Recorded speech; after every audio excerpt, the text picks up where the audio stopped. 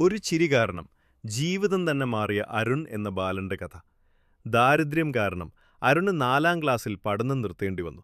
ജീവനോപാധിക്കായി അവൻ ലോറിയിൽ ക്ലീനറായി ജോലി തുടങ്ങി. പട്ടിണി കാരണം പഠനം നിർത്തേണ്ടി വന്ന ഒരു നിഷ്കളങ്കനായ ഒരു ചിരിക്കുന്ന പയ്യൻ. ആ പയ്യനാണ് പിന്നീട് ചായ്വാല ലാഫിംഗ് ബോയ് എന്നറിയപ്പെട്ട അരുൺ. അരുൺ ജനിച്ചതും വളർന്നതും തെലങ്കാനയിലെ ഗാൻപൂറാണ്. പട്ടിണി കൊണ്ട് പൊറുതിമുട്ടിയപ്പോൾ തന്റെ ചെറ്റക്കുടിലിൽ നിന്ന് കുടുംബത്തിന്റെ വിശപ്പടക്കാൻ വേണ്ടി അവൻ ലോറി ക്ലീനറായി ജോലി തിരഞ്ഞെടുത്തു.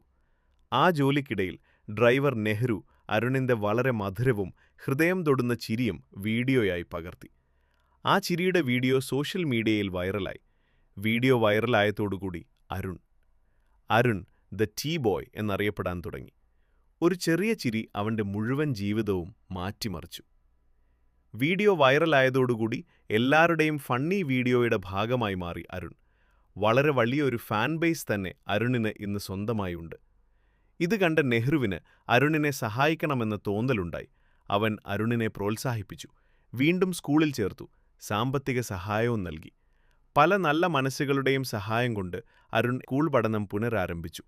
മുഴുവൻ സമർപ്പണത്തോടെ കഠിനമായി പഠിച്ചു. ഒടുവിലവൻ 10ാം ക്ലാസ് വിജയകരമായി പാസ്സായി.